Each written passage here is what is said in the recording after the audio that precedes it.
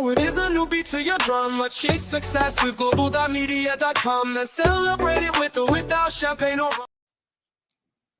Hello. Here we are again. Here we are again, Paulette. How are you doing? A bit croaky, but I'm going to get through it. It's fine. It's fine. I'm excited about today because I hope people are going to have lots of ideas and lots of fun things that they used to do that they can bring to the table. That maybe we've forgotten about that will, re-engage our minds to do with either our children, nieces, nephews, grandchildren, whoever. So I've got lots of ideas from me, but I'd like to hear from as many people who want to come up as possible, because I think that will help my voice, A, and two, it'll be great for everybody to have that interaction. So let's get involved. Yeah, let's do it. Let's do it. So welcome everyone. I'm glad. It always cheers me up that we've got a couple of people in the studio. Now 3 people in the studio already. Amazing. Of course I've got some funny shares. Of course I have. So I've got 15-year-old son. I know you have, Annie. I knew you would have. But listen, do you want to just introduce yourself and tell everyone who you are and what you do first? Yeah, so look, I'm doing. No, I'm Annie. I'm still am. I'm got the author of that book over there. Oh no, wrong. My finger's going the wrong way, Paulette. Yeah, that one. Oh, That's right. It's right. You're right in the middle of COVID. That book there. Lessons we learned from COVID. That's my pride and joy. Of course, I publish other people's books and will market them and help them sell more copies. So that's what I'm doing. My health anthology is my current passion, and I hope some of my friends will be in there. You, Paulette, of course, Joni and Michelle B. I hope you'll be in the book as well. Essentially, the anthology about how you survive life-threatening illnesses. That's the one that really excites me. I'm just working on the co-authors agreement as we speak. So that should be out by the end of the week. And then I think Joni's written her story already, so I'm excited by that. And that keeps me excited, of course. I've got many more shows that I've got doing, right? Go on, Paulette. So I'm Paulette Hallam. And many of you will already have heard all my spiel. But I'm a co-author of the Jack and Water series of self-help books. And they are books to try and help children to understand that if they reason a problem out, 9 times out of 10, they can come to a solution, which is a good solution, as opposed to making an instantaneous wrong move, right? The fright and fear, normal flee, do I run, do I stay, do I this, do I that? We don't want to go there. We want to be able to look at a situation and go, okay, what's going on? How do I feel inside? Why do I feel this way? Okay, this has happened before. Get the hell out of here, right? And then tell an adult that you know and respect. But it's really important to give children the emotional intelligence that they actually have, but we don't realize they have. So it's kind of like the old subconscious, conscious mind, but a very young, very gentle touch position. But it's still the start of that. And that working out about mind is key. And so once a child understands that they've got their inner water to talk to, or their inner water, wherever it is in their gut, in the their mind, wherever it is, they can stop and say, what would water do? And in that what would water do moment, that's 4 breaths in, 4 breaths out. That's enough to change a thought pattern. And that's where it came from. And so we really are trying to change young children's minds from being so fearful and so full of anxiety, because so many children are anxious and they have anxieties, and we're trying to understand why. Us as parents, us as therapists, counselors, psychotherapists, whatever you are, just a parent, a grandparent, just an aunt, just a teacher, just anything, all the justers, right? I'm just a mum of a 21-year-old, but I'm also an auntie to so many children. And I've watched all of them grow up, and it's different now. That's it. That's the answer. It's different. So what I want to talk about, and I'm going to be quite brief, but I'd like to talk about it nonetheless. Research has shown that children can start using devices as young as 6 months old, with many toddlers beginning to use smartphones by the age of 12 to 24 months independently. Now, I've got a just coming up 3-year-old nephew, and he will put Peppa Pig or whatever he wants on YouTube on his mum's phone. Now, it might be a case of last watched or whatever, but nonetheless, he can do it, which is quite scary. But anyway, my Polish foster daughter, as I call her, she came to live with us when she was late 20s. When her baby was always crying before she'd sleep, she used to put her phone near her head and in the crib, and it would play white noise music. And I didn't really understand it, but she told me it worked. But then when she went to go and take it away, the child would cry. So she put it back again. And then it would take a deep sleep before she could take it out. Now, it got to the stage of about age 3 before she would not be able to go to sleep without this phone being in her bed or near her pillow or on the bedside table or whatever. Now she's coming up 6, or she was 6 in January.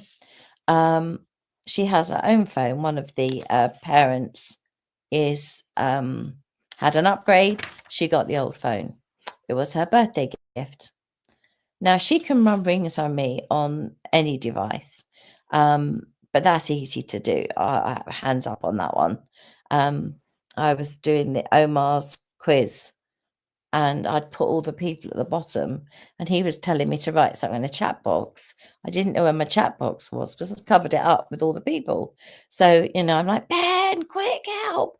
I need to find my chat box. And he was doing his essay in the office. Charles was up the garden in the gym. So Ben comes in and fiddles with the machine, moves people over to one side so I can find my chat box to put a number in. She would probably have been able to do that. That's what I'm trying to say. So are we talking about, is this a bad thing or is this a good thing? But they're also taught their children how to swim. Her dad's a dive instructor. She can dive. She could ride a bike without stabilizers at the age of 4. She is absolutely crazy on a scooter at the skateboard park. You'd see her coming down and you'd be horrified, but amazing that she's outside on a scooter having a great time. We all contributed to the kids having an electric car, which they were desperate for. And they're always outside the house playing on that with all the other children in the square. So they do other outside activities. So should I be criticizing? Have they done anything wrong? The big question is, we blame devices for being the worst thing, but are they? They had tablets at the age of 3, but then so do so many other people. So how can I say to her, I don't really think that's right, when she's asking me, have you got any old iPads or anything you don't want? And I'm like, not really, no. We're all still using our old ones. And she said, oh, Maya, show Auntie Paulette what you can do. And she spoke to me 1 to 10 in Arabic, English, and Polish. Now, I don't know the Polish or the Arabic, but the dad and the mum confirmed it was right. So maybe she is a genius.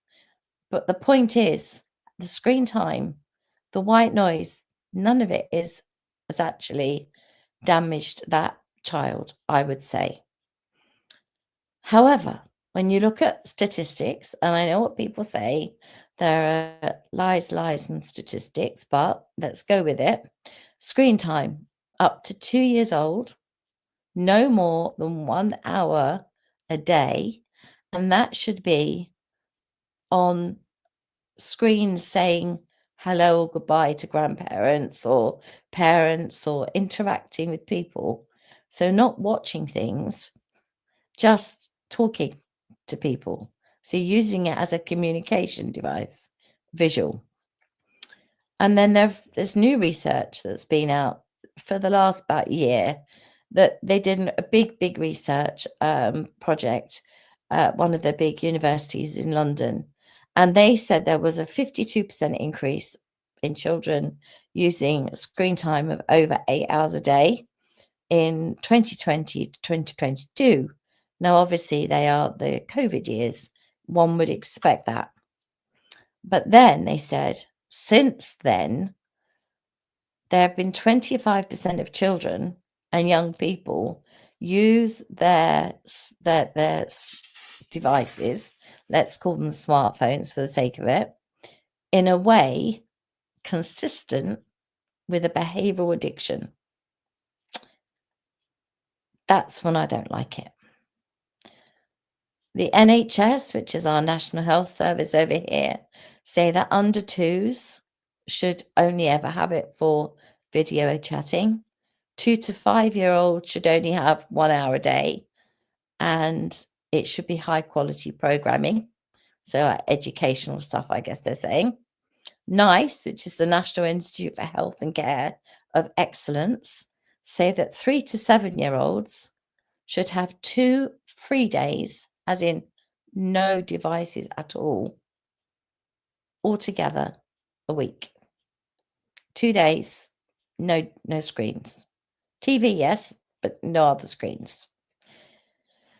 I'd like to see that one enforced. But anyway, then they say 2-hour limit on the time in front of screens.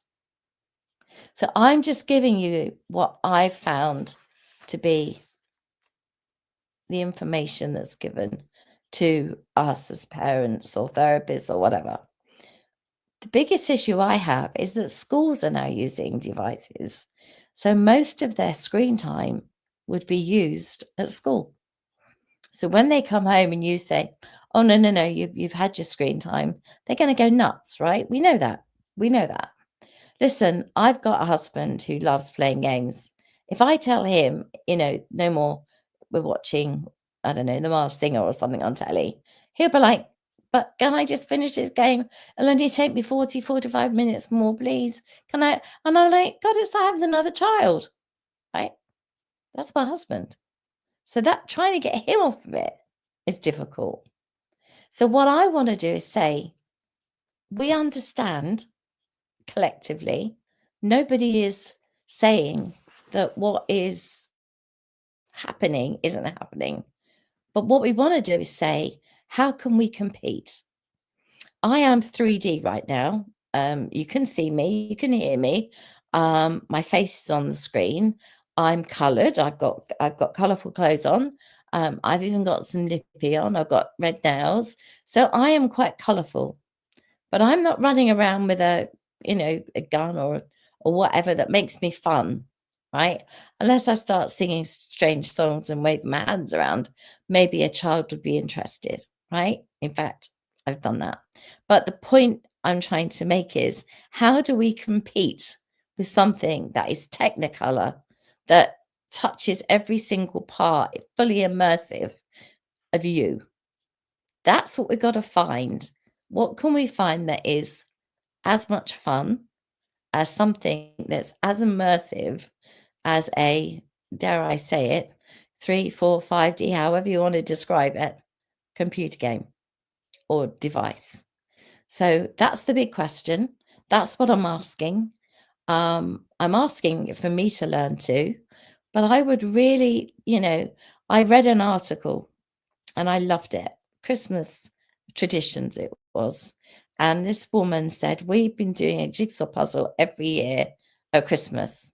We set one up on a table and everybody goes past, they put a piece on until it's completed over the Christmas period. So sort of 2 to 3 days. And I was thinking, I'd love that. So I set a donut. I set the jigsaw puzzle up in the dining room on the table, only to then say, well, where are we going to eat? Oh, yeah. Can we move it? Well, how do you do that? I don't have one of those roll up because I've not been into jigsaws before. I don't have a roll up jigsaw mat. So there I had Charles trying to use 2 of these, like fish slices, trying to get the jigsaw off the table to appease me so we could keep this thing going. And we did keep it going. And in the end, it was him and I that finished it. And we actually enjoyed it. We actually was laughing in the end, going, if you've hidden the last piece, I'll never speak to you again, right? It was fun. Did that everybody enjoy it? No, not really. But it wasn't a tradition yet. We haven't done it every year yet. Now, when I set the next one up, it will be on a different table, ready to play, and it won't be as big. I think I did 1,500 pieces, which is probably pushing my luck. So maybe come down to a 600-700 piece jigsaw to do over the period. But it was interactive. We were all doing it, looking for the edges, looking for the colors. It all became a bit kind of competitive, but fun, So that's something that I stole from someone else and thought, what a great idea.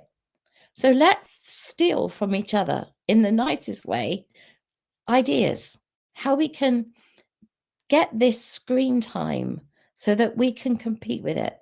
So we're as much fun as, right?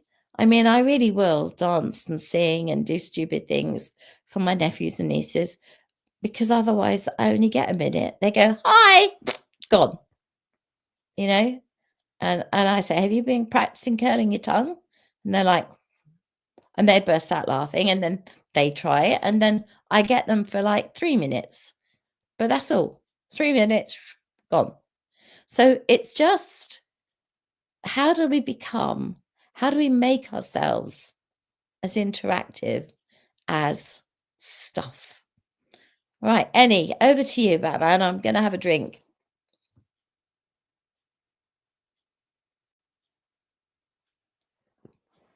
I'm trying to find my button. Annie. No, I'm here. I'm here. So let me exit the layout. So I'm trying to find my buttons. Which button do you want? 1,500. Because I can ask Ben, but I'll have to phone. 1,500 pieces. Sod that, Paulette. Sod that. That's too many. That's too many. Way too many. 500. Right. Should we go 500 this year? No. Right, I'll go 500. 20 will be nice. 20 I'll take. So jigsaws are not your thing. I get it. Okay. No. These are Paulette's books, by the way. The 3 of them. They're in a series on Amazon. So do go and buy them if you haven't seen them. If you haven't read the print copies, especially. If you've got kids in your life, let's give the books to the kids, right? Let's get kids reading. That's part of the answer to your question, Paulette. And they're in libraries in Monterey now because Martha's put them there. Excellent. No, they're amazing books, and I think we need to work out more ways to support our children. Let's welcome people who are here, Paulette, and then we can get back to our conversation. Carrie, thank you so much as always for our funnies, is what we call them. The inventor of the ballet skirt was struggling for a name for his invention. Very good. And 2 and 2 together. That's genius, right? That is genius. Thank He's you so a clever much, Carrie. boy. He should write a book, said Annie, surprisingly. Strange that. Michelle, glad you're here. Of course, we love you too, Michelle. And then Michelle's waiting to do some of her appointments for the day. Thank you so much, Carrie. No, I saw your name. No, okay. It's you're still LinkedIn user, Carrie. So, done any introductions? Who's that? He joked before. Yes, Lygia is how you pronounce your name. Hopefully it is. Look, thank you so much for joining us. I think you're new to me, and you're new to us, I think. But thank you so much for joining us. If you want to share anything, please go in the comments. The StreamYard link is there. Otherwise, just DM it here, and then we'll happily bring you out. I'll happily share the link in your DM, and then you come and talk to us. I have to say thank you to Paulette. Yeah. Our superstar friend Lisa is here. She was on a show last night.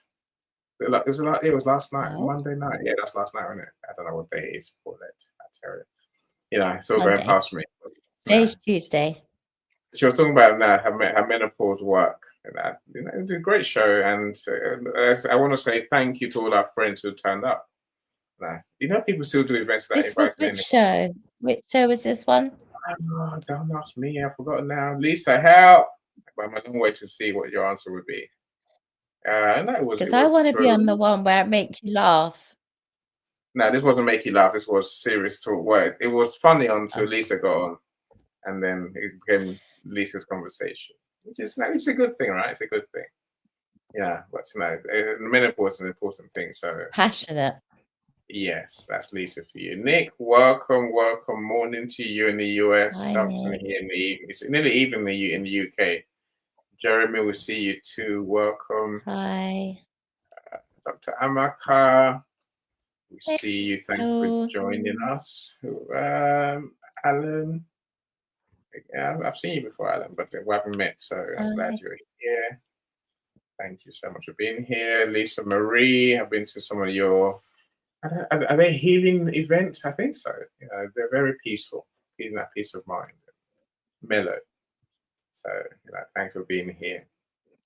So Chills. Nick, yes, you know, I got all of your books, Paulette. Yeah, my nephews are enjoying and learning. That's the thing about books, right? Thank It's a, you. it's a Thank good thing. you. So there are many people in the studio, so I will bring you up one at a time. Otherwise, Paulette gets all confused. Right. So my thing, Paulette, with my I'm old. son, he is 15. No, I won't hide it. He was raised by devices from the earliest. Once I worked out, he knew how devices worked. You know, of course, literally, I have no problem saying the device will babysit. You know, he brought me peace and quiet for it. You know, but you know, I've always made sure to spend time with him though. Even now, today, for example, I will go and sit with him. I might be watching him play his game, but you know, he finds ways to torture me. That's his thing, right? You know, he's a fitness freak, and he thinks doesn't appreciate I'm 50, so he thinks I can be doing some heavy weights. The other day I was doing quite well for it. I'm getting through life quite happily, right? It's got me doing dips. Okay, I'll do dips. Fine, I'll do enough of them to see a difference. Okay. Dad, you're not doing enough. I'm like, what? You need to do more stuff. I'm getting smaller. My clothes are fitting better. What do you You are. mean? So you go, no, you have to do more. I'm like, what more? I have to do some curls. I'm like, oh. Okay, so I do curls for that. I'm like, yeah, okay. You know, you go sleep. I'll do my curls. You're not doing it properly. It's not hurting enough. Damn. Just make I will, noise. I Just will show pretend you it's how. hurting. I will show you how. So now, so his way is bound to be painful. It's painful. It's painful, right? You know, and then you got to do some rows, Dad. You got to do some heavy weights. I'm thinking, and then you got to do some squats. How many squats, son? How many squats will keep me healthy? But if you want to walk in 20 years' time, you got to do some squats. Work out. Just do it to exhaustion. I'm like, no, you never do anything to exhaustion. You never, because it never ends, right? Until The you're a burn. baby. You remember the burn? No, seriously. So you know that's his fun. But of course, every book we write published for Lex, he buys them. You know, he literally, he does read some of them as well, so it's a good thing. But the most important thing for me is the time. Just sitting there with him and talking with, sometimes it's not playing the game. Sometimes literally we're cooking. We'll cook more these days together. You know, because he likes doing the recipes thing. Which has given me a reason to learn how to cook certain things I couldn't cook before. So it's that time that actually, that's how we grow together. Me less big and him getting bigger by doing this weights that he makes me do. It's a strange thing, right? No, but life is fun. Life is fun with him. My first two didn't get a thing. They didn't. You're on mute. So the first thing, my older two, Sorry. in the 30s now, dating. Their mother spent most of the time with them. Literally, I was too busy working. I was in a job, so I had to work, right? And before I knew it, suddenly there were 20. And it's like, oh, that what happened there? And then they were moving out. So I think spending time with the kids is it a device is a problem, Paulette? Yes. It feels odd. It feels odd having kids on devices. I gotta say this, right? It just feels odd because it feels like, let's say my son playing this game, for example. I play my game too. The thing with him is that he's literally a foot from the TV. I'm like, what are you gonna do? Crawl into it? What's wrong with you? You can see if you really go back, you can see the whole screen anyway. No, look at here. It's like so. No, so part of me begins to think, is he rotting his brain? I wonder. I wonder. I don't know. I don't know. No, the science says he is. But no, the science says he is. He's not a mobile. He's not a phone freak. He doesn't. His phone means nothing to him. Social media means nothing to him whatsoever. He doesn't. He's not interested at all in any of that. He has fun playing games with his friends, and that's his way of being, right? I'm saying that's what gives him fun, but it still makes time for us to spend time together. He goes out with his mum every so often as well, so we've still got a human son, just about. So I think that the key is it's about being involved and choosing the bits that you could be involved in and where it works, right? So Charles was, once he got to A-level chemistry, A-level physics, A-level maths, and it was A-level advanced maths, so he did 2 maths, double maths. I was like, whoa, mate, I can do the chemistry, not sure about the other 2. And I did statistics and A-level maths, but that was a bloody long time ago. So I said to him, if Dad's teaching it, he's right up to speed. He's your man. I said, but what I'll be is your support system. Whatever you need to make your life happy, that's what I'll be. That's what I'll do. And he was like, what, anything? Like Nutella sandwiches? And I'd be like, okay, if that's what it's going to take, Nutella sandwiches, right?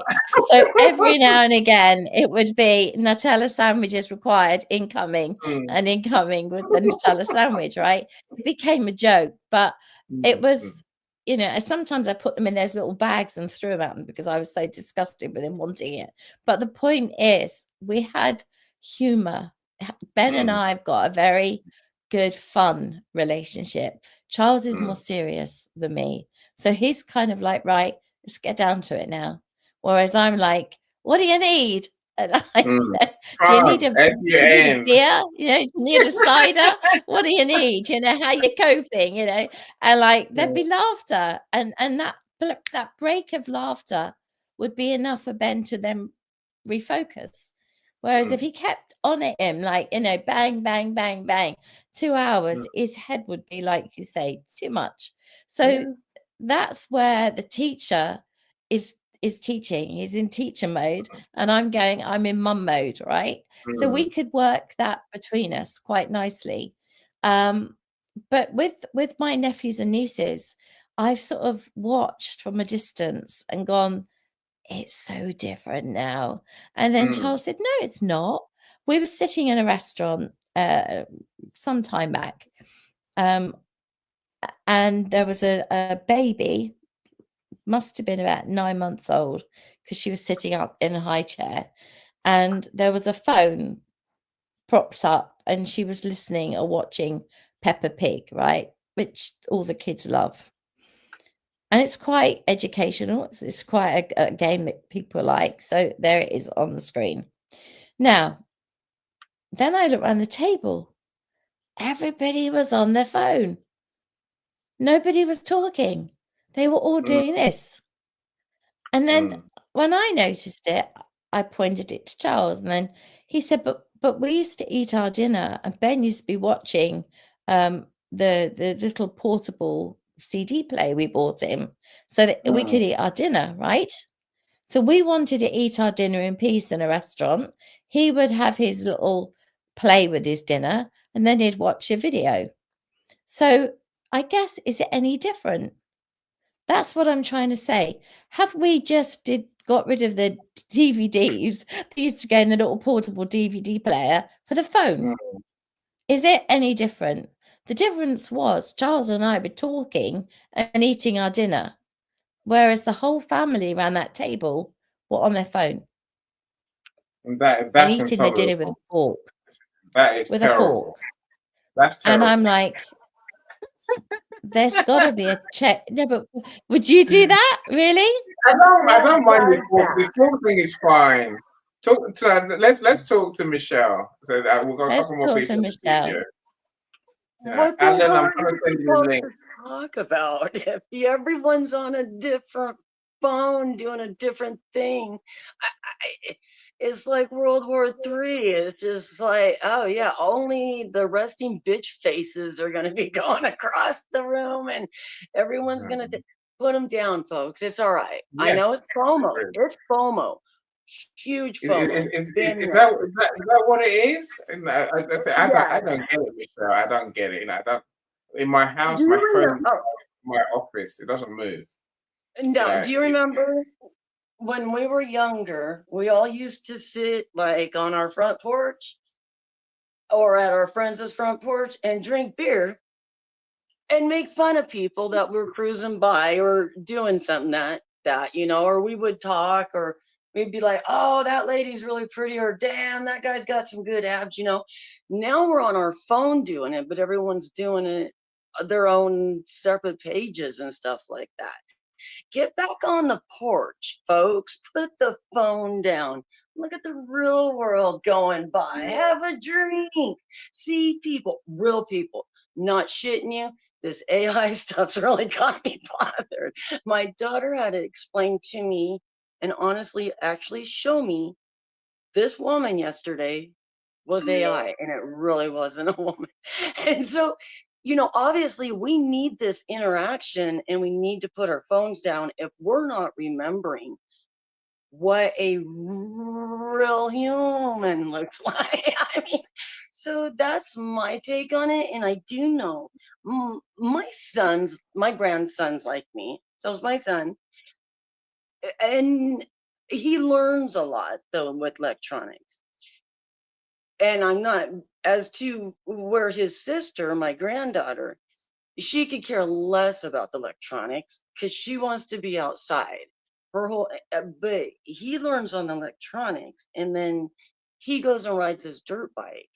So it's a give and take. But if you're at a restaurant, how are you going to know if someone walks in that door and starts shooting? You're not. Why? Because you're on the phone. Remember the airplane. Take down the mask. Put it on. Put your phone down when you're in public, folks. It's all right. It's a beautiful movie you're going to see when you do it. That's all. Thank you. Paulette, where What are a you? share. Excellent. I love that share. Perfect, Michelle. And the thing is, when they were younger, they might have been playing tic-tac-toe, or they might have been, playing with the jacks, or playing cards, or playing games, just playing games. Where has the playing games gone? The hopscotch and the stuff like that. Can you imagine this? That you're sitting in a restaurant, everyone, and you got your own child, 9 months old, you said, watching a video. That's learned behavior as he's growing up. He's not going to watch around him because he's going to think everybody else is taking care of him. Next thing you know, bus goes through that restaurant, hits that kid. Why? He doesn't pay attention. He's glued to that phone. He doesn't know his surroundings. He doesn't know anything. Where's the bathroom? And which one do I go in? I mean, it's like, so it's learned behavior for our use. And I do feel they're getting stupid because they're not looking around and seeing the real world. And the only way we can teach them the real world is like being in a restaurant. Let them throw a fit. Let them run around. and you pick them back up and you do learn behavior and make them sit there with you and do the conversation with you. Aunts and uncles passing around the kid, not a phone. I'm guarantee you it's going to be harder than hell because it's FOMO, especially for the kid.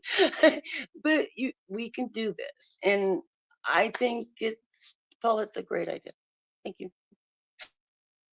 Thank you, darling. I think that the other thing that I noticed was when it was time for the child to eat, they'd got a little bowl of food for it, mushed up, but she didn't want to eat the mushed up food. She wanted the phone still.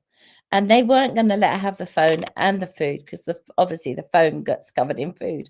And what ended up happening was the fit was thrown at 9 months old because the phone was taken away, right?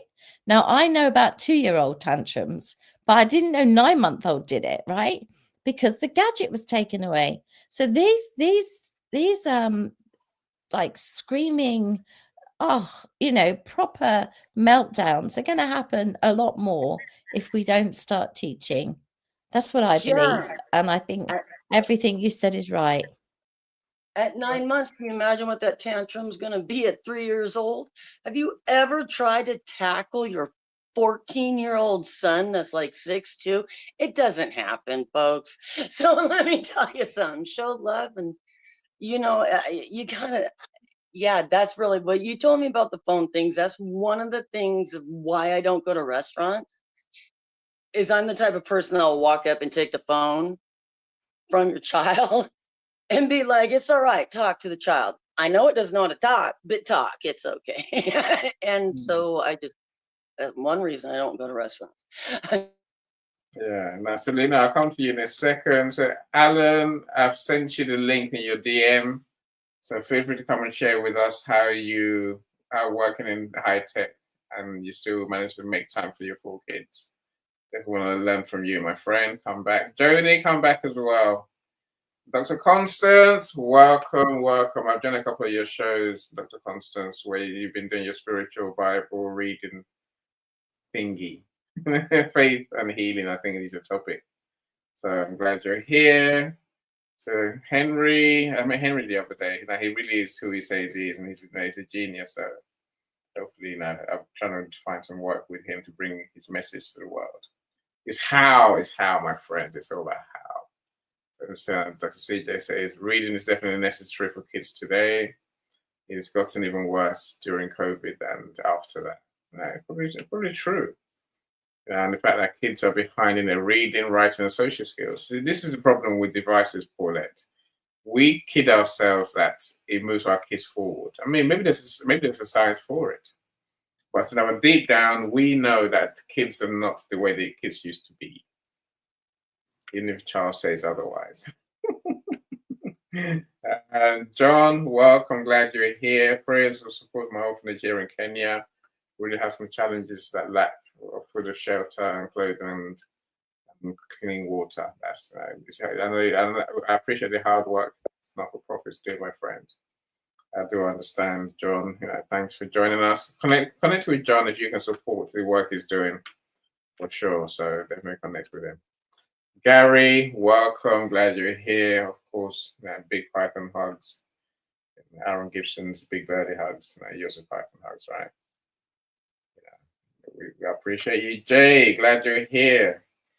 I'd love to meet folks, but here I am on my phone. Virtual meetings dominate the landscape these days.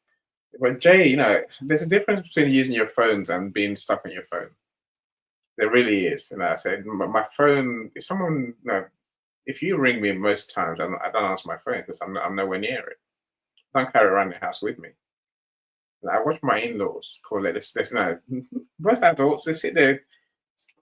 Opposing chairs at a breakfast bar, right? They sit there on their phones. You're like, why? Anyway, humans, funny these days, aren't they? So it's what they do. Sharon Rose, we see you too. Welcome, all of you. Alan, are you in a hurry? I don't know whether you're in a hurry. So Michelle, I'm going to take you off stage if that's all right. And then so we're going to get to Paul now. Selena, Alan, if you're in a hurry, let me know. I don't know. Are you in a hurry? Can you hear me? Loud and clear, my friend. Loud and clear. Fantastic. Not really, but yeah, sound good. Okay, so let's get to Selena, and then we'll come to you, my friend. Selena, how you doing? The mic is yours. I'm good, thank you. I'm good. I mean, about the children being, brought up by devices. In some ways, there are some who take it good, but in others, it's not. I've got a friend of mine. Their husband and wife, they work.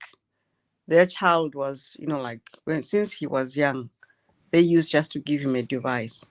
And then you go and visit, the child will want to control the remote control.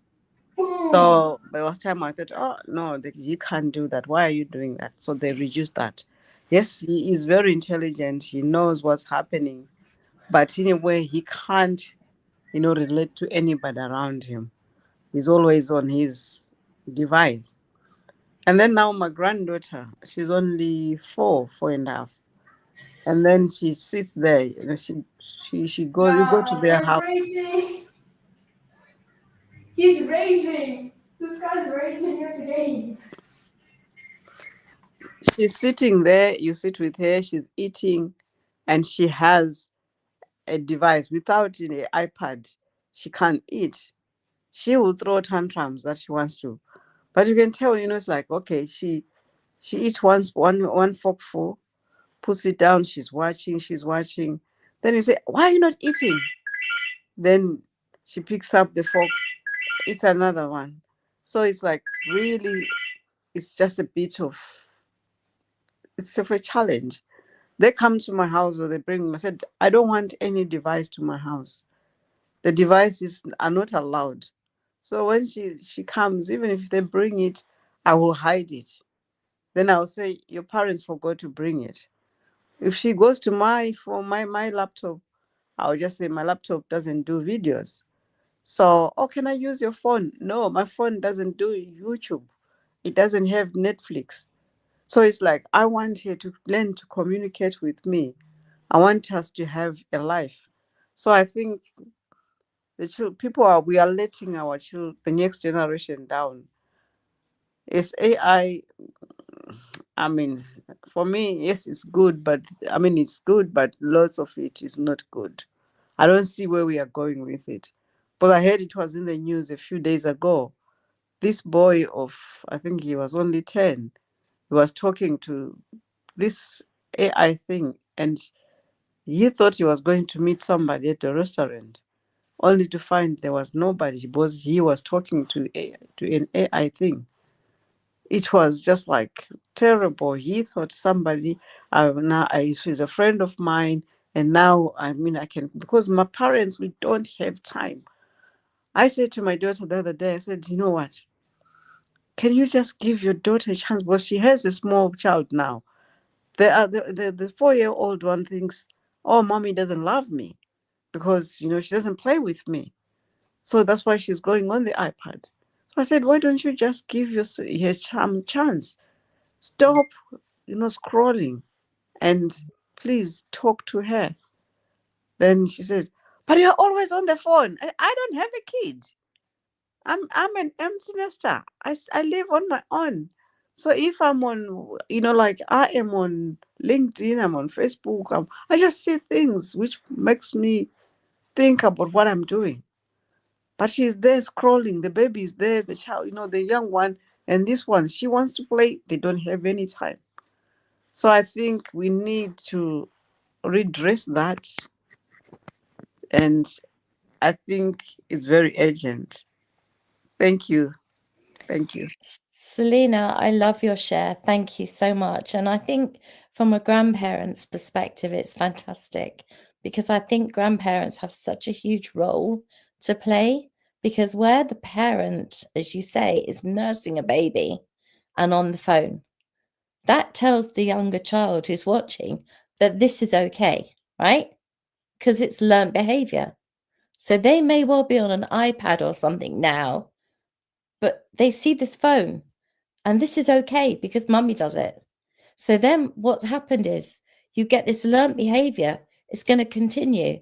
So they're going to have a child that is 4, 5, 6, 7, 8, 9, 10, expecting to be allowed to sit and eat their meals with their phone, to be with their earphones. I know I have it today, but you know, my son, when he's on his computer in the house, is not allowed to have these on, because if I fall, he needs to know, if he's in charge of me, that he hears me fall. So, you know, that's the rule. He doesn't put earplugs in. But he told me one of his friends got run over. Now, it's not funny, but it is funny. He got run over by a bike. Now, because he had these in, the cycle was behind him, right? And he didn't hear the cycle. He was walking in the cycle track, and the guy tried to go round him one way, round him the other way. And in the end, he just sort of went round him and gave him a bit of a shove. And he went over, and he was like, oh, I got run over by a bike. I said, I wouldn't admit that if it'd been me. But the point is, these devices shut the world out, right? And all the students walk around campus with them in. And Ben said there are cars, and if you don't cross the road where there is an actual, a pedestrian area, you get run over easily, because you wouldn't even hear a car, because you wouldn't see it, because you're looking down. And my back surgeon said to me the other day, not the other day, 6 months ago, I saw him. He said to me, there's going to be so many kids with spondylitis and curved spine at the top of the neck, because they spend all their time in this position, walking around looking down. And I was like, well, why aren't you in schools telling kids this? And why aren't? And he said, we've tried. So I'm with you. Keep doing what you're doing, because you're doing it right. And when your daughter sees you play and laugh and have fun with your granddaughter, hopefully she'll see what she's missing out on and want to join in. That's what we're going to have to pray for. So keep it up. You're doing a fantastic job. Amazing. And thank you so much for coming to the show. I will say that there's that AirPod in this ear thing. It drives me around the bend. It's the only thing that I want to have, because I just can't. I don't understand. I'm saying to him, in my day, we didn't walk around with our headphones on, did we? I didn't. I really didn't. You know, I don't get it. I'm like, what are you listening to? Nothing. I'm saying that clearly this is something. Fair, Annie, in my day, we used to have a great big box on our shoulder. Big music box. They carry yours around. Around. That's how old I am. Let's hear from Alan, if that's all right. Thanks, Alina. The mic is yours, my friend. Oh, thank you. I may throw some cogs in the wheel here with regards to this topic. I feel the topic around this, especially with high tech and the phones and everything, it's the biggest fear of loss of control of your child. And you're absolutely correct with regards to where your children is going, where their education is going. They're sitting doing the flicking thing, 100%. I've got a child right now. You can probably hear him in the background. He's sitting with a VR system and doing his thing. Okay, so yes, the thing is, there is a big fear that we're going to lose control over the child. But at the same time, no, not you, sorry. With regards to education and what's coming forward, let the children dive deep. They know more than us. They're going to learn it faster than us. And we need them to be keeping sharp of what's going on technology-wise. They're going to drive the future.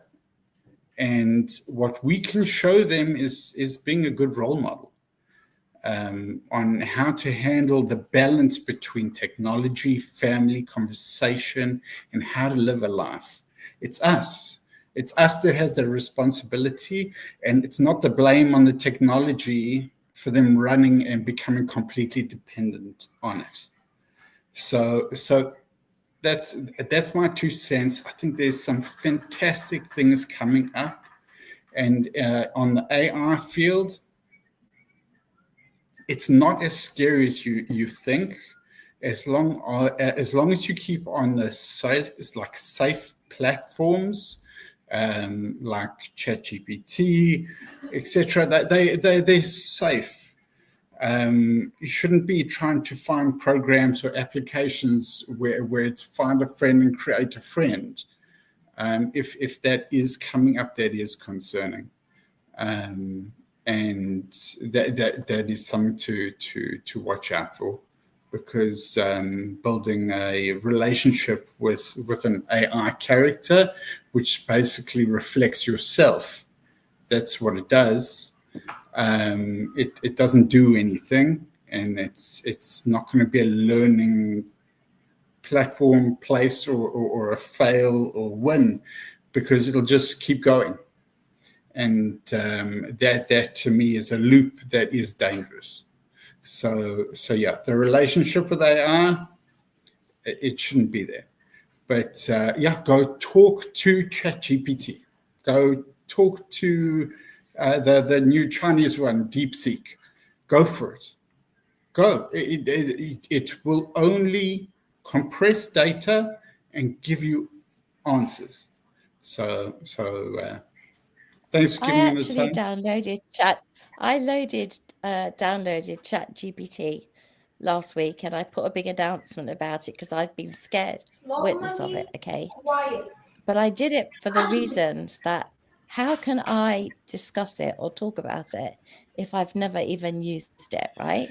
And I was blown away by what it could do. I was like, wow. But I'm, on the other hand, saying to myself, I'm an adult, right? I can see that I can now write songs. I can now do all kinds of things I didn't know I could do. But the key for me is about everything you've said is we have to be the example. We have to say, look, we can have a really good laugh going down the park and kicking a ball about. We can have a great going playing hoops or whatever. We can still have fun outside the house on a trek. You know, it's about us showing that there is equal fun in the non-electronics world, the balance, right?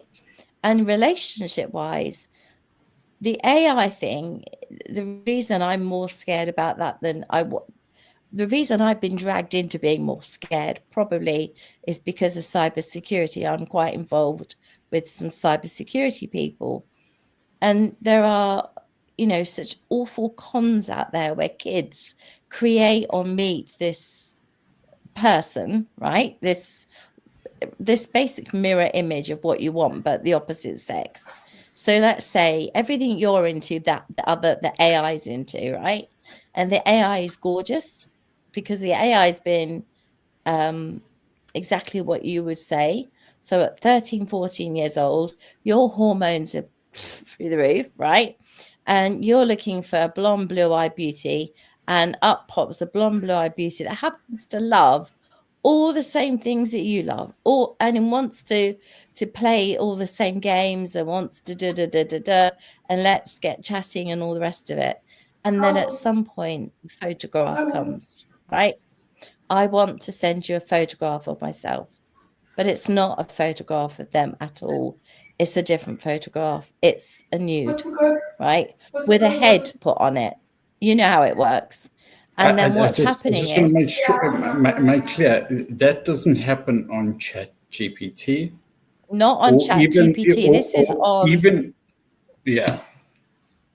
So these are applications that have taken Discord. The AI technology, yes, and they put it into there. Correct. Yeah. I just want to clarify, because AI is a great thing. No, I think that's right. Absolutely. And AI is a good thing. No, we mustn't make it evil. We mustn't, because I'm playing with it. I'm enjoying it. But I want everyone to understand that when someone is so smart so smart. They're that many steps ahead of us that they can create this image that they can take into Discord and then send you a nude, then ask for one back, and then suggest if you don't, and you send one back because you do that. Why? I have no idea, but somehow you're talked into it. I don't understand that part. But this is the bit. If you don't send me $1,000, everybody gets to see it. So now it becomes a legal, negative, nasty cybersecurity issue. So my issue with AI isn't about AI. It's about how the wrong people are using it. The wrong people are getting a hold of it and using it negatively. And unfortunately, it's that we're hearing about. It's that stuff that will hit the news. It's that stuff that when the kid commits suicide and throws himself in front of a train because he couldn't bear the humiliation.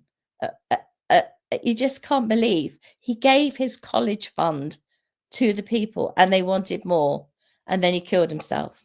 So I'm just saying, I am absolutely on the page of let's be fair, absolutely, but we also have to be wise. So I'm on the fair and wise, and let's parents have those conversations. Let's have the conversations with our kids. If you get asked for a nude, do not do it, right? Absolutely. And we need to have that control. So when you said about control, I love that. It's not control as in absolute, total. We aren't trying to be oligarchs here. We're just trying to say we have to educate these kids to understand that 14-year-old that wasn't really 14, that 10-year-old that wasn't really 10, that 17-year-old girl that you thought you were chatting up and was the world to you, is horrific what can happen. So I'll be very interested to hear what you got to say about that one. Sorry to put you on the spot, but I think it's a very valid point. I think you are correct, and I need to change my words on the topic because to me it's not control. You are correct. I think it's more the fact that it's more of a fear that we don't know how to respond to a situation that we know nothing about. And I think that is it. It's a fear. It's more of a fear within us that there's this new world and we know very little about it. And there is some very harsh realities behind it. And we have no way to protect our children. So that's, I changed my wording there. It's more of a fear of a new world. So I'm hoping now I can say that if you're working on certain platforms and making sure your children are using certain platforms, they should be safe. They should be safe. There should be no malicious behavior that comes from it. It really shouldn't. There is one that drives me crazy. Michelle, I'll come to you in a second. That's all right. My son's 15. You know, of course, as Paulette said, they get a lot of homework on devices these days. Yeah, and a lot of their schoolwork is coursework. Don't ask me why. It's, in my day, you have to learn something. And then so my son decides, okay, I'm just going to ask ChatGPT and just copy and paste the answers. The school will never know. I'm like, no, that's not how it works. No. Close that. Use Google. Search for information, assimilate it, and then interpret it. I'm going to stop you right there. Go for it. Let me ask you a question. When you were in school, did they teach you how to carve a wheel? Yeah, and to put that onto a vehicle? We are moving forward. It's not. We're staging up. Alan, yes, but I had to learn theories. I had to learn how to. I had to learn information. Yes. I had to gain 100%. knowledge. You know, I say, look, now I see the results around me. You know, so one of my granddaughters, she got 11% in the exam. Another one that literally got 2 in the GCSEs. In the UK, that's super fail. 2 from 9. Literally, we see kids who don't learn anything. And it's a worry because they just copy and paste it. You know, I think I go back to your point about control, you know, responsibility as parents. It's not, you know. I clarified, it's not control, it's fear. No. Yeah, I think that we need to have, what's the word? You know, if I'm responsible for this kid to grow up and have an adult life that's successful and happy, I've got a role to play in how they manage technology and how they use devices. I can't have my kids be phone addicts, like was said earlier. So I guess my question to you is not maybe it's to everyone who's here. How do I balance that? Give you the chance to learn from your mistakes and to learn and to be a modern kid with the fundamentals of life are still the same. Hard work, learning, and then time off screen, having developing social skills. It's all of those I think we're risking when we just put kids on devices. God, I'd love to know your thoughts. I'll give my thoughts, and then I think I may have to run. I've got 4 kids here, and I'm living in Israel, which is like the high-tech hub. And I've thrown, in the beginning, I withheld the technology, the devices, and everything. And I decided, you know what? Let me give it to them. Let me give it to them. And let me try the opposite because I'm not winning. And I gave the devices and told them to go wild. No limits. You go for it. Go search, do the YouTube. Obviously, the parental consents are put on the applications. And I said, just tell me one thing. When you get passionate about something that you found, bring it to me and let's see if we can bring it to reality. And then it became a different journey. It wasn't just them running on the device to distract themselves. It became a device where they could search for data and search for knowledge. And as soon as they became passionate about something, I would take it or we would try, and it would fail, whatever it was. But that's what it was. It's a device of learning, of knowledge. And I think that's something that needs to be instilled in the kids instead of anything and negative and our worries and concerns and fears, because that all passes down. Rather be, you've been entrusted with this device which can give you knowledge, which can finish any project that you want in school better than you can. But you have to understand that with this knowledge comes power. And let's try to bring this into the world. Let's learn about it, and then we bring the knowledge into the world.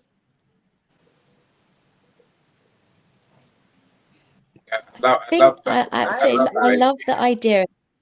I do. I get it. The only problem I have with all of this, and this isn't just you, this is so many people. I think that we are right not to make everybody feel like they're bad people for giving this time.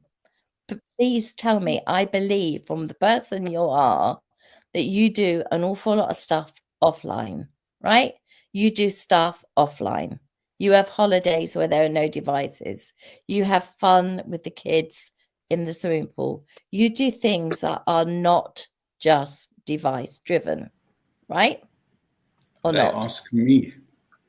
They ask me to do things which are offline. Why? Because I gave them full control over the devices. There wasn't a negative thing. So yeah, they called me. Perhaps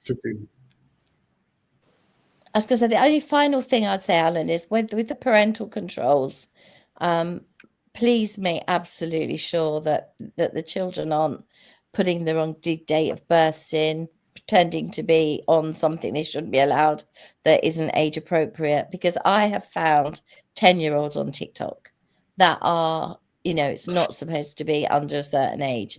They're not supposed to be on, I think it's YouTube, 16. There's lots and lots of different 13. Instagram, 16, 13. There's lots of different ages, and the kids are putting their parents' date of births in. So the kids are outsmarting us. You said this, and you were right. They outsmart us at every single point because this has become their thing. They are smarter at this because they're passionate about it. And their passion is driving their interest. Their interest makes them, I believe, just more experienced, more capable. My son calls himself tech support. My son, I phone him up in Warwick, and he answers the phone at university. Hello, mum, tech support. And I'm like, no, just say hi, mum, And then he says, what do you need to know? And then I'm like, okay, well, I'm on this thing, and I'm, and he finds it hilarious, right? But I get that he's gone so far ahead of me that I'm like chasing behind, but that's fine. But we've got communication. He's got social skills. He's got all the skills to go forward in life. We just must make sure that the devices aren't expected to teach all of those things and show them how to swim, because guess what? It can't. Only we can. So that's the bit that I just want to say.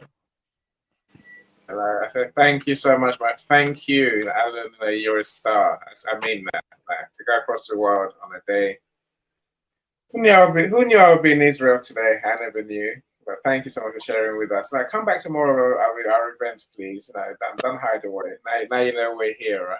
Now, so I'll invite you again. Thank you for having me. Really, I appreciate it. It was a topic I love. It's something that's very close to my heart. Thank you. You were awesome. I hate to do this, folks, but I do have an appointment I have to get to. But you actually made so much sense to me. I believe you pronounce your name Alon, or it's really cool. I like it. I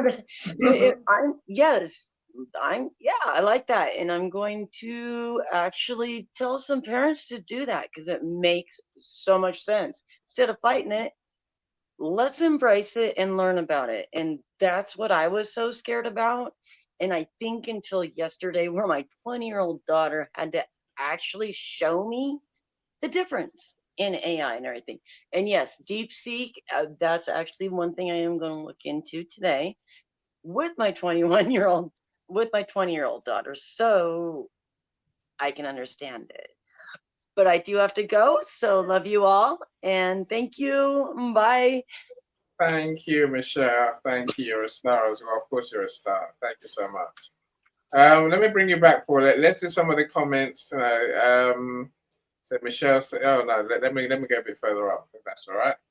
Ilana Banana, you're here. Hello, Yay, Ilana Banana. Right, Ilana, I sent you the StreamYard link in your DM on LinkedIn. So if you want to join the stage and share, you see why in this. If you're complaining that she can't raise her hand anymore. And she can't actually speak, so I sent you the link. So if you want to join us, do join us. We'd love to hear your thoughts. Do it quick though. Don't take too long. And I know when I say that to women these days, they're going to do their makeup. I'm like, how long do we have to wait? They'll be here soon. Marco, welcome. Hello to you. Hello to you. So Michelle says she doesn't see her daughter as hers to control. Of course, I get that. It's not control. I'm more interested in how we support our kids. As you keep saying, Paulette, to live with devices, without devices, to live just a normal life where they're happy, with or without devices. Balanced. Yes. Balanced is all I say. I say a balanced life. No, I'm sure, of course, part of that balance is being adaptable, meeting our kids where they are. I get that. No, look, this time of year, I've seen so many kids falling off the cliff. My grandkids, my nieces and nephews, they're falling off the cliff, getting results that we can't comprehend.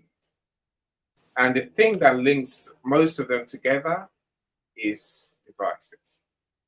Those who are Instagram addicted, they come unstuck. And the parents are like, well, I don't know what's gone wrong. I tell you what's gone wrong. They're device addicted. Stop it. How do you stop it though? When your kid's now 14, 15, going to be 16, what do you say to them? I don't know what to say to them. I don't know what to say. I'm just like, it's your kid. You got them this far. Hope for the best, or get a tutor. That's the truth. That's my true answer. Get a tutor, or hope for the best. Right? Maybe they're right. Maybe I don't think they're right. If they're failing so badly at school, please, someone's got to do something. It's not me. I ain't got a clue what to do with them. Michael, we see you. Glad you're here. So Nicole says it's not just products of the software. It is misuse, and as parents, we determine how children use this. It's true. But so I think what would be interesting is to know what you say that we should do as parents. I run after my kid and I take the earphones out of his ear. Literally, I'd run after him, take the earphones out. I don't understand what they're doing there. Is that right? Is that wrong? I don't know. Let me stop talking. Lewis and it might save him getting run over by a bike. Hopefully. How's there two of me? There's two of me. No, Ilana, you can't call yourself any. Ilana, you can't call yourself any. There can't be two of me, right? Anyway, let me stop talking. Lois, talk to us. The mic is yours. Good afternoon, everyone from the Netherlands. My name is Loes Pijpers. I will introduce myself, and I agree with Ellen, and Paulette has some sensible things. I think we have to embrace AI and new technology because it's the future and it can make our work lighter. It's always in collaboration with humans, not to replace them. But I think it's important to stay in contact with our children and the next generation because otherwise we lose the contact. They have a lot of time they are on their devices and they stay in contact with each other. I think all the people or we have a lot of conversations with each other, and the young people do that on their devices. And we can have best of both worlds if we stay in contact with them. But I think we always have to think, not too much, but stay in contact with ourselves, because AI has a lot of different sides, and sometimes there are scammers. I had a contact on Snapchat last week, and he said to me I have to send a picture to him because then he can see it's my LinkedIn and I'm real. And I said, well, that's for my friends. I don't send a personal picture to one I met just another day. And with AI and the face recognition, you can do a lot with other one's pictures. So I didn't do that. And then he started a little awkward. So I blocked this guy. But there are two sides. It's very handy and useful, and it's really the future. We have to learn about AI and make it our own. But always stay focused on the other side, because there are scammers and they copy your voice with AI. You can make people and images and voices with AI. It's not always real what you see. So keep alert to that sort of things. But I think it's very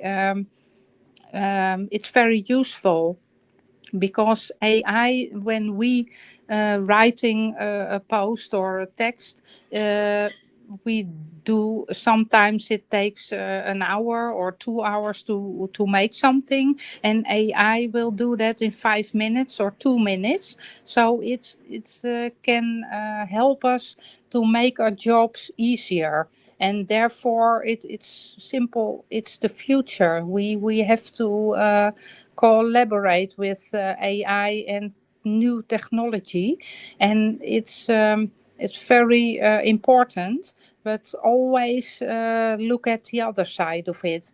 And young people, we it's important that we stay in contact with them, because I have nephews and nieces, and sometimes they're upstairs in their room, and you don't want to control them. You don't want to ask them the whole day, what are you doing now, because they are 16 or 18, and they have friends and their own life. But it's important to stay in touch with them. And sometimes people say, when all the people are working a long time in a company, and the next generation or new ones will enter that company and are young, sometimes it will collapse and they have a conflict. But I call it diversity instead of conflicts. They can learn from each other. That's very important. If they are collaborating, you can have best of both worlds. The older people have a lot of experience and knowledge, and the new people can do things very quickly in less time, and they have new ways of working. And if we open up to them, we can learn from them, and we can learn from each other. And it's important, because if you are Can I just interrupt you a sec? Yeah. Can I just ask you a question? Your nephews and nieces that you have witnessed interaction with, Yes. do you know if they spend time outside? Do you know if they are doing external activities, their parents? Do you know that they are having what we would call a balanced upbringing? Well, they are a lot of on their devices, and when they have contact with each other, they mostly there are inside and on their devices. So few of them are, for example, making a walk or hanging outside. It is mostly it's inside in the living room, or and I respect that. That's okay. But I think outside and doing activities together outside is very important for your mindset, your health. I believe And it is. I believe it's crucial. And the problem that we have by allowing, not control, but allowing the device time, the amount of time that we're allowing on the devices, means that there isn't the time for interaction, for doing stuff, for making family time, and doing stuff that you did when you was younger that they would still enjoy, you know? But the problem we have is, I mean, I just saw the ski resort behind you. I mean, amazing opportunities. But the key thing for me is, I don't want to sound like I'm the device police. I'm not. But I do believe there is some kind of balance between what the children, young adults want, and the amount of time they're on these devices. And maybe we need to have a door open policy where we let them do what they like, the door's open. But do we check who they're talking to? Do we know that the 42-year-old man who's masquerading as a 14-year-old man on Discord is, that's who he is? There's just lots of stuff that we have to have such close relationship with our children that they can come to you and say, I've got a problem, I'm scared, I've been talking to somebody, they've asked me to do something. We need that relationship. And Lewis, I don't know if we have that, if they spend all their time on the devices, talking to their friends, talking to their non-parental guidance. That's what I call it. It's like a sat-nav. Parents are our inbuilt sat-nav. They show us, they help us, they teach us, they guide us. Without that, we're lost. We're in the middle of nowhere and we don't know whether to turn left or right. And that's all I'm saying, is that those nephews and nieces of yours, how are they going to go out there in the real world and function and be able to function? And that's the question, really. How do we get the parents to want to re-engage with the kids, and the kids to want to re-engage with the parents outside the bedroom, outside the living room, outside the house, doing something with fresh air and just doing something where their eyes aren't burning into a device? What do you think? Well, I totally agree with you. But the other side is you have to let them explore and learn to know who they are themselves. So at the moment you have to loosen up and let them explore themselves. My niece is 21 and she's going out and have friends and doing a lot of things, and she is exploring the world, and that's a sort of balance between knowing what they think and what they are busy with and exploring, because when they are adults, they But they're young adults, right? They're young, yes, 21. That's like Ben. I call them young adults, children who are from age 10 upwards. We've got to be thinking a little bit differently, don't you agree?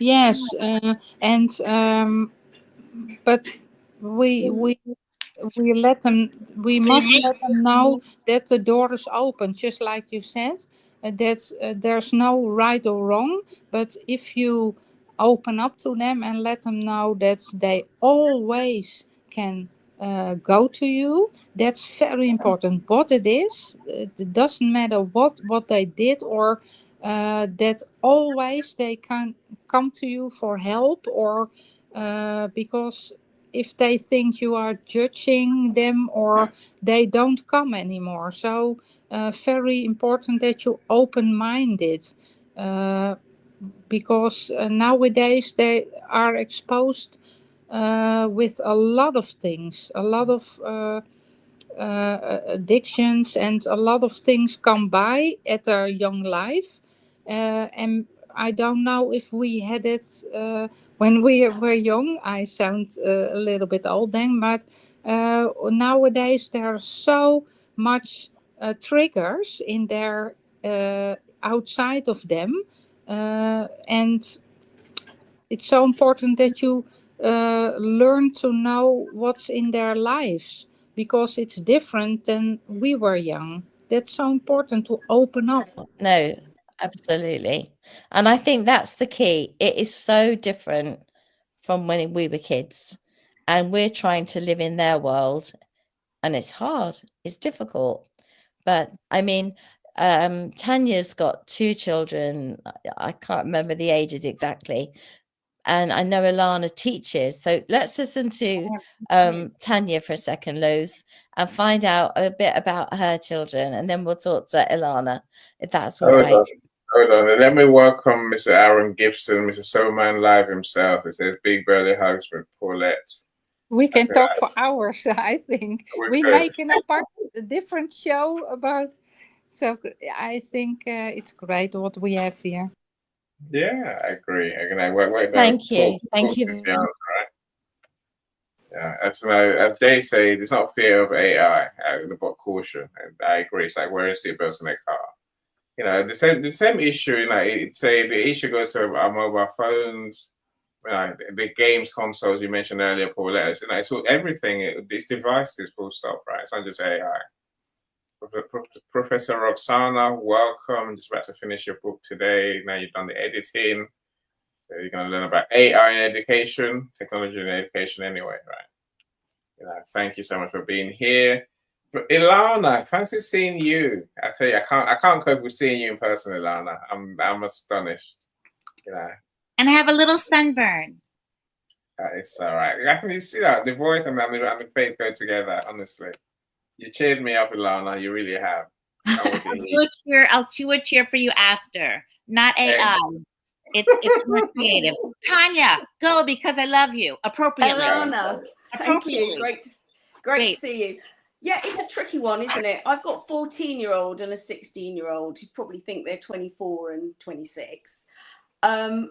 It is a very difficult thing to police, let me tell you. We are parents we work from home, we're here all the time. So I feel like we have propelled our children into a very adult world with so much knowledge and information, and they are emotionally, children still, not able to understand everything that they're seeing and have access to. I don't know why. This sounds a bit odd, but this is how my brain works. It reminds me a bit of the Garden of Eden, when they were not, Adam and Eve weren't allowed to eat from the tree of knowledge of good and evil. That's how my brain works. So it just reminds me a bit of that. And there was a reason for that. And we know what happened when they did. That was because they were not going to be able to understand that all of that information. That was not for them at that time. And it's a bit like we've gone, here you go. You can have all the apples on the tree of the knowledge of good and evil, which I think is disastrous. I'm not going to stand here and say I've got this one right, because I haven't. It's extremely difficult to navigate. And very difficult because they are young people who think they're much more mature than they actually are. And that's part of the problem. They think they know when they don't. They only part know. I love AI as a tool. I think it's fantastic for business. It's great knowledge. And they say knowledge is power, which it is. But I will say knowledge with understanding is power. So just knowledge on its own can be very dangerous when you don't have the understanding that goes behind it. So yeah, that's kind of my stance on it. It's a tricky world we're living in, and we have to get this right.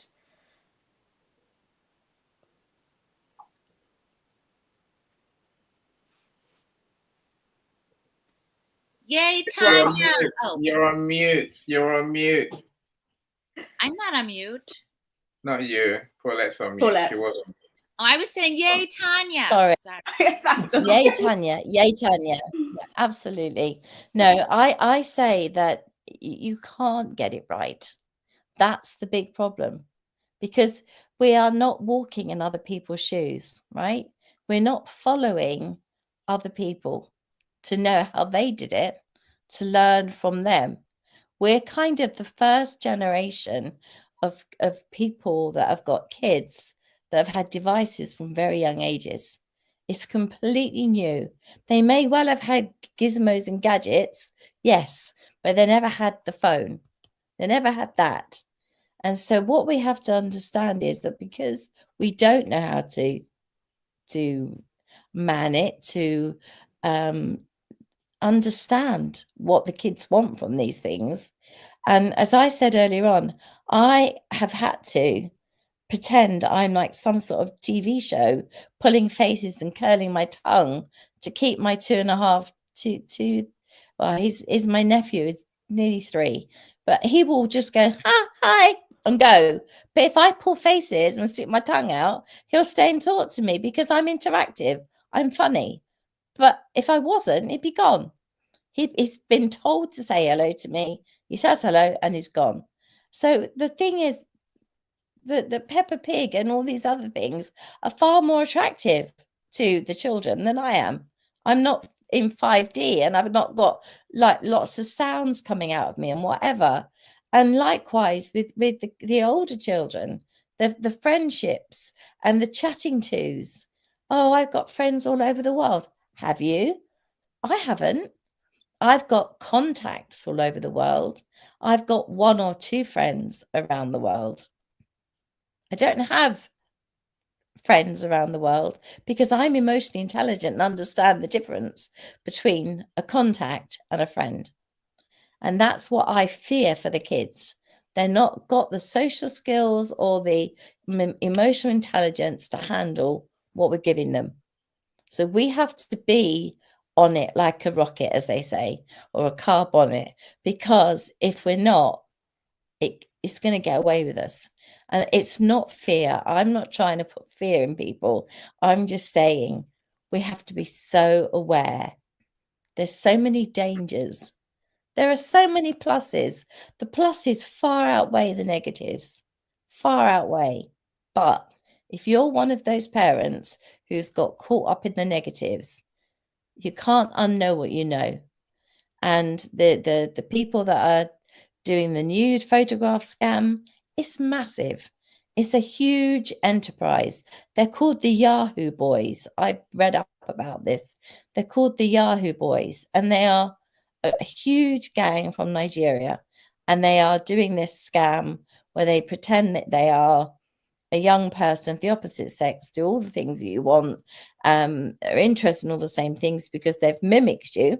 They've watched you and they've mimicked your profile, and then bam, you're into a photograph. And even if you didn't want to, but they sent you one. So now there's an obligation. I've given you, so now you have to give me.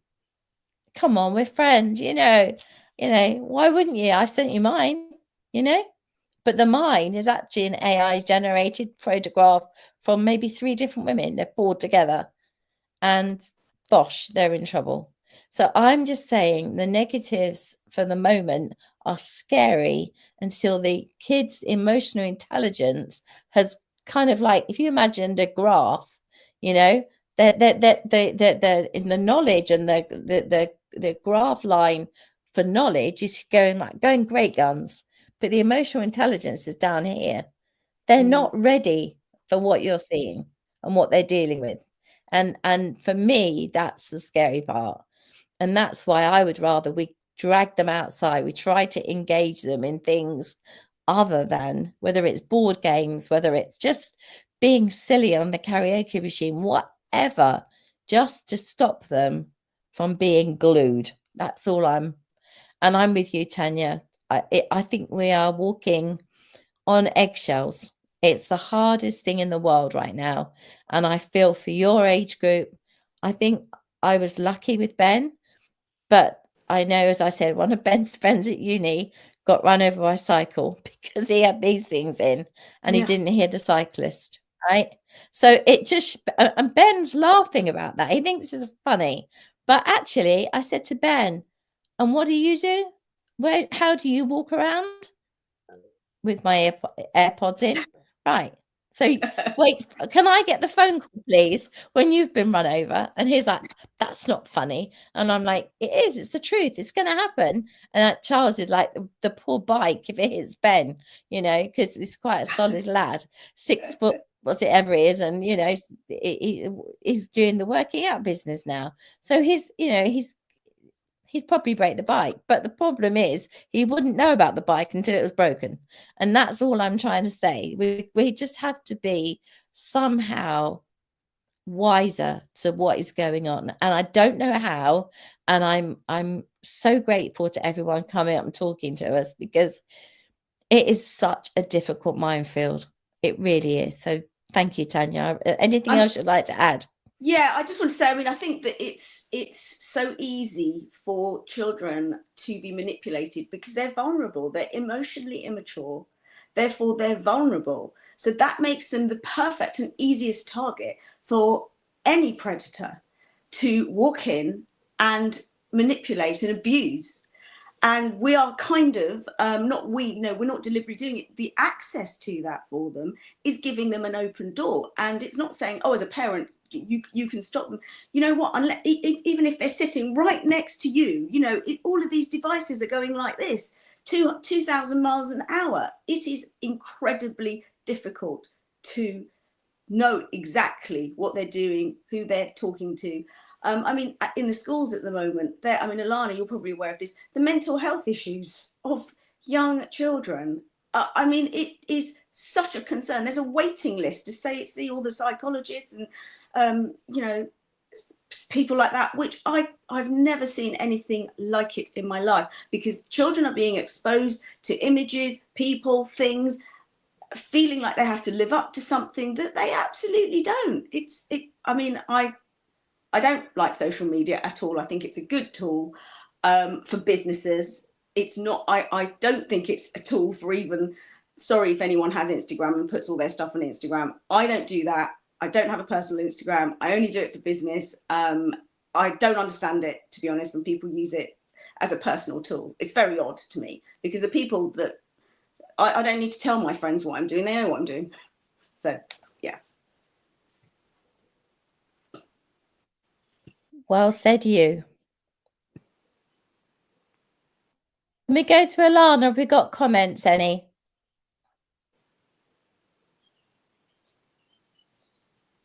Annie, I think you're on mute.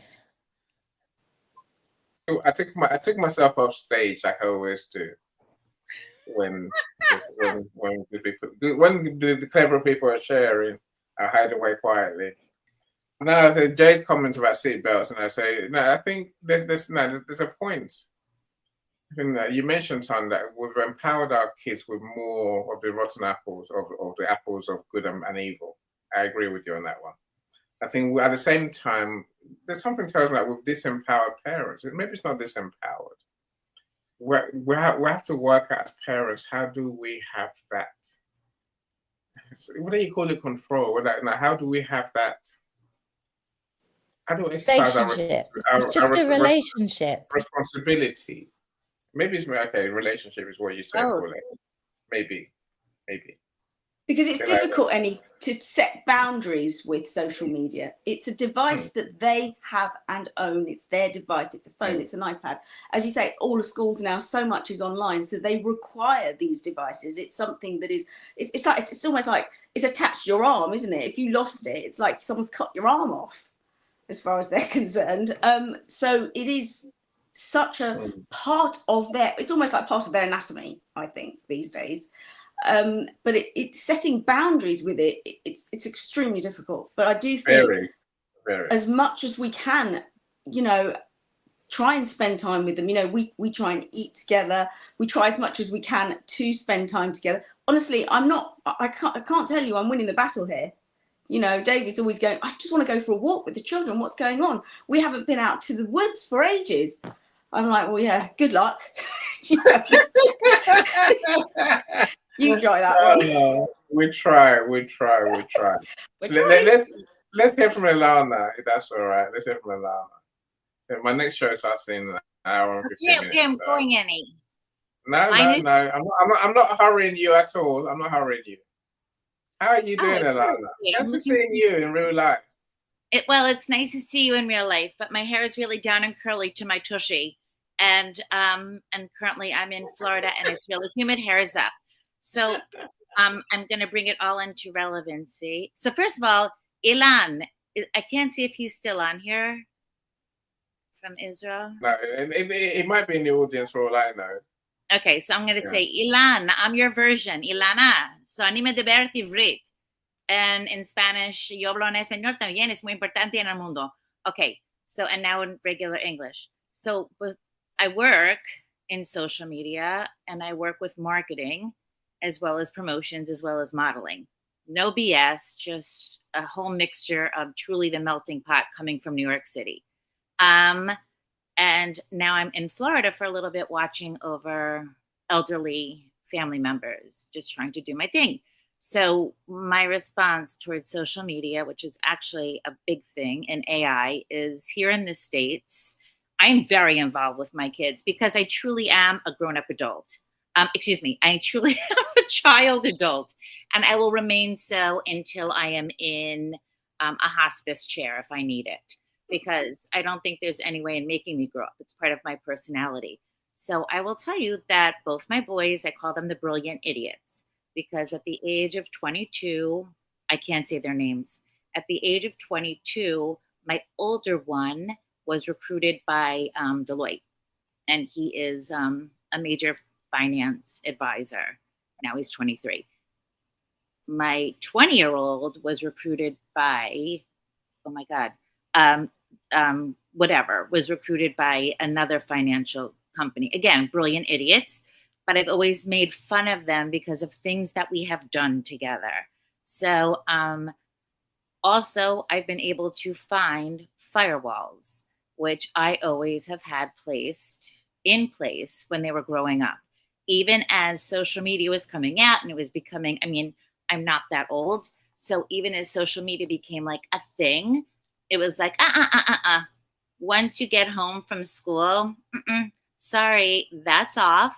We need a little bit of like 2 hours of just chill fun time. I don't care how much homework you have. I will write into school that this is more like we call experiential learning. Like you're going to learn some things today that are just fun. I don't care if it's through the snow. I don't care if it's from picking up leaves. I don't care if it's from dissecting worms, which by the way, I really don't like to do. And they ended up having so much fun, even at the age of 15, 16, that their friends started to come over. A big thing also is having an account with food companies such as Papa John's and Chinese food. So if all the kids came over, they wouldn't sit at a table with the phones on them like an accessory. It had to be like left at the door. I will tell you, in New York and in Florida, there are firewalls around the school district in terms of what they can open and what they cannot, which I love. And sometimes they have to actually put their phones in a bucket when they're going into school with their names on the back, even with 1,200 kids in the school. So I love that because, again, experiential learning for myself through promotions and stuff like that. I use Insta and I love it. I will never, ever, ever use TikTok because that I know is an invasion of many kinds. And I cannot put a firewall up on that. I will also say, Paulette, regarding that gang that has come to try to get me with pictures of like buildings around my building in New York City. They're like, we'll get information. We know a lot of things about you and your companies would be amazed and we could really get you banned from the things that you do in New York City. And we could print them all and send them all around. And my answer is this: please come to my door. I welcome you to come pick up your money directly. Like no one would ever believe your comments or your posts. And actually, it would just give me more publicity. Bad or good, it just gives me more publicity. So please post them because you're not getting any money from me. And kindly don't go to any other people who might be suckers because all of this is being sent to the NYPD. So I give them a quick remark and then I block them. So regarding the kids and in schools, you're absolutely right, Tanya. The lines are so long for help. For actually me, as having a PhD as a speech and language pathologist, but doing more with marketing and promotions these days and fashion, since we just finished Fashion Week, I will tell you the thing that I'm asked to do here in Florida is actually by any of the social workers as well as the guidance counselors. They're like, so many kids have come to us because they'll say, who's that new lady here that always dresses and like fashion clothing? Like, we've never had that here. She's supposed to show us how like different people can fit in. And then I'm like, no, this is me. Just be uniquely you and just be who you are and be happy, be proud, try your best, list one positive for the day. And I say, again, you have to push the kids to put the phones down. I know they're really, it's like being to a drug. And that's how they're designed. I will also tell you that when I go out for a walk, even in New York City, especially in New York City, I have a service dog who works with kids in Sloan Kettering, pediatric oncology. And if I have anything that's a distraction from him, he will hit the phone. He will hit my leg. Paulette, you've seen this. We're like, no, dude he needs full attention on him because he's given that by the kids. So pretty much I have the dog who's going to keep me in check. But please, people, wherever you're located, please look up putting up firewalls because I think that's the best thing that ever came in. And AI will never write my content. I never want AI to write my content because that's the creative part of me. that's something a computer can never take over for me. So I think a lot of these things are wonderful, but it depends on your area and your profession and what you can prove to do without computer assistance. So that's all. Tanya, I'm sorry. I'm not wearing your eye look today. You're looking lovely. I am. What I wanted to comment on with Ilana, which I think was brilliant, what she said, the addiction that the children have. So it's the dopamine addiction that we know that they are that is happening when they are scrolling and watching, and they can't get off it. It's interesting because it's actually what they get addicted to is when they stop it, it's actually the withdrawal of the dopamine is the thing that they're addicted to. So it's not the initial spike in it, and then the self-regulation. And this is where so many children now have mental health issues, because that self-regulation that we naturally have in our body chemistry starts to malfunction, and it doesn't know how to regulate itself, and therefore the way they think, their emotional, the way that they can manage their emotions becomes almost unstable.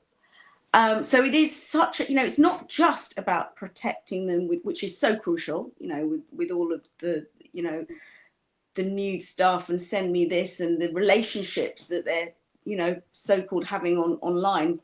But it's also, it's affecting them so greatly, emotionally, mentally. It's preventing them from having a joyful life as teenagers, as young children.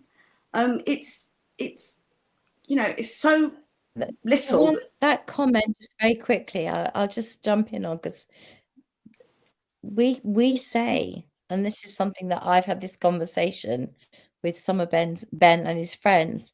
I say, do you not miss having fun, doing different things? And they're like, but this is fun. And it's such a difficult situation when you're fighting all the friendship group who are allowed to do these things, and you're the mean mom who's put the boundaries in. So in the end, in order for the friends to play together on their whatever it is, Discord or whatever, you have to drop your boundary. But I would drop it for an hour. You can have 1 hour. And then that felt like a compromise. I'm always trying to find mediation, the compromise position. And I think that's all we can ever do as parents now, is it's here, it's not going anywhere, and we have to just find the compromise. But as far as emotional intelligence is concerned, I am 1,000,000% with you. The dopamine rush is so exciting. It's like smoking 10 fags behind the bike shed. It's like probably having, a drag on something we shouldn't discuss. It's probably like a hit like we can't imagine, right? But the problem is, it's the high and then it's the low. Because when we take it away, it's instant. I don't know if you understand that it's the way that you normally come down from a high is a gradual thing, and then you're miserable as sin, right? Not us. Here's the device. Let's say this is the device, right? They've got the device and they've got this high dopamine rush going on, and we go snatch. They never got the opportunity to come down slowly. We just took it off them. So when people talk about control, that's the problem with control. That snatching the dopamine, if you like, is when you get the arguments, you get the fierce, whatever. You have to sort of say, okay, well, how about we do an hour? Okay, so start thinking about in half an hour, you've only got half an hour left, okay? Because that is going in an hour, right? Agreed? Are we agreeing on that? So what you're doing is you're setting their emotional intelligence barometer at the same level as the dopamine. Do you see what I'm saying? And then you don't get this dopamine rush smash, because the crash is what makes them angry. Sorry, go. That's a great point. I want to just add 2 things to that, and then Annie, I'm off because I know. So Paulette, you're talking about basically there's a step drop, which is like when it comes down slowly from like a medicine versus a slope. That's what we call it, a slope. Mm-hmm. So this is actually, Tanya, I don't even say negotiate. I don't even say, okay, like I'm going to give you like a funny name. Okay. Howard, not that Howard is a funny name, sorry, but Howard, as the time is ending, let's say you want to give him an hour. As the time is getting close to an hour, don't say, okay, now it's time, we're going to close that down, because you don't want to have him have a complete drop. You want it to kind of be more like steps. All of a sudden, just blast the music as loud as you can in the house, or whatever, something that makes him like speed up a little bit. So he'll be like, what the hell just happened? Like that's, I wouldn't make an announcement like, this is what we're doing now, because then it becomes a negotiation. No, it's going to happen naturally, even if my fire alarm or burglar alarm went off. Like, it'd be like, what's going on? Because the dopamine level is still there, even though it's a different form of like kind of nervousness. And I say bring it into steps instead of a slope. And if you announce it, then you're going to bring on, it's like you're going to tell a child, okay, you're getting a shot today at the doctor's. Now we're going to the doctor. My kids are big, hell no. And then the last thing, my son who does work for Deloitte, he actually said to me when he was doing a conference with a big client, and he does it in person, but also remote. He said, Ma, I was thinking about it. My generation is so screwed when all of this has to go into like social context. Is like, because it's just like tag, like on the computers. He goes, and when you all see each other, it's so much better because you see facial expression, you hear tone. It's so much different. So when my son, who's 23, can say, Ma, we're screwed, I think that's when, bottom line, they're going to learn.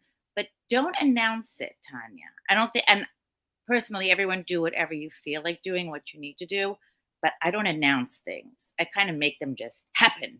and it has worked because they have great jobs, and I'm still the goofy mom who has her 4 different jobs. But anyone can DM, and if I get a chance, I'll respond. And I'm packing. That's why there are boxes behind me. Okay, so everyone have a lovely day. I do love seeing you guys on the screen. So that's yeah, you know, Great it's to see you, a Alana. different thing. It's a different thing altogether when we actually see you, Alana. It really is. Let's welcome Dr. Leslie. Glad you're here. Never, it's never late. So always better here than not. That's why I say, right? So I'm glad you're here. If I freeze doing that, Paulette, you know why, right? So Michelle Raymer says, to embrace the role of being the student, learning from what our kids have to teach us. I think we agree with that. All of us do, right? You know, alas, we have to teach our kids as well. So, you know, I'm very determined that, you know, just for the reason you just said, Alana, Tanya mentioned it earlier. You say your son is 23 to come out with, okay, I see the problem now. Whereas Tanya's kids and my kid's 15, Tanya's kids are the same age, 16, 14, right? And they think they're 26. They think they got this. They're like, we got this. We know what we're doing. Leave us alone. We know we're the geniuses, but they're not. But my fear is that by the time they realize it's almost too late. Let's hope not. Let's hope not. That's why we're talking about this today, I suppose, Paulette. I'll let you have the last word before we go, Paulette. That's all right. Yeah, I'd love that. I think we've had a fabulous conversation, and I think everybody will go away and just think. And that is all that we ever want to do. Excuse my voice, it's going. But it's really just about saying to ourselves, how can we change things? How can we make it better? How can we all live as happy a lives as possible, as goofy as lives as possible? I say that looking down, as goofy as lives as possible, because goofy is fun, right? And I am the goofy one that I can curl my tongue, and that keeps my 2.5-year nephew amused for ages. He'll be like, tongue, like that, and I'm like, okay, and then he stays again. But I'll do that to get that face just for a few more minutes before he's off with something else. So just understand that we are competing in a 4, 5, 3D, whatever D you want to call it, world, And we have to not compete. They should just want to spend time with us. And that's how I'll end this. Be the parents you can be the best parents you can be. But just remember, you are parents and you have responsibilities, or you have a reason to build relationships. And you must always, always try to have fun. Fun is the best way to learn. And I'll finish it on that note. Thanks everybody for coming. I so appreciate you. I'm really, really horribly grouchy and scratchy, but I hope it didn't come across too badly. So thank you all so much for coming. I'm going to say amen to that comment because I love that. And if we don't fail, we're never going to learn. It's true. It's true. Look, if you want to join my What If event, that's on in an hour. You're more than welcome. I'm trying to discuss why do people get stuck on the idea stage as they move on from the idea to implementing. If that interests you, then please do join. Go to my profile, send me a DM. I'll send you the link to the event. Do join us. So thank you so much, everyone. It's an amazing event. As always, Paulette. So I'll leave you with Dr. Leslie's idea. I like the 1 hour idea. 1 hour to do, 1 hour to have, 1 hour to leave, 1 hour to stop, whatever. Just 1 hour. Anything is not going to kill anyone, right? I like that idea. Thank you so much, Tanya. Thank you, everyone that's joined us. You're geniuses. I love all of you. We're back here again in 2 weeks' time. Yeah, in 2 weeks' time. I'm back from London. So we'll see you then. Bye, everyone. Bye, everyone. Bye. Global.Media.com and celebrate it with or without champagne or rum. Achieve success with Global.Media.com.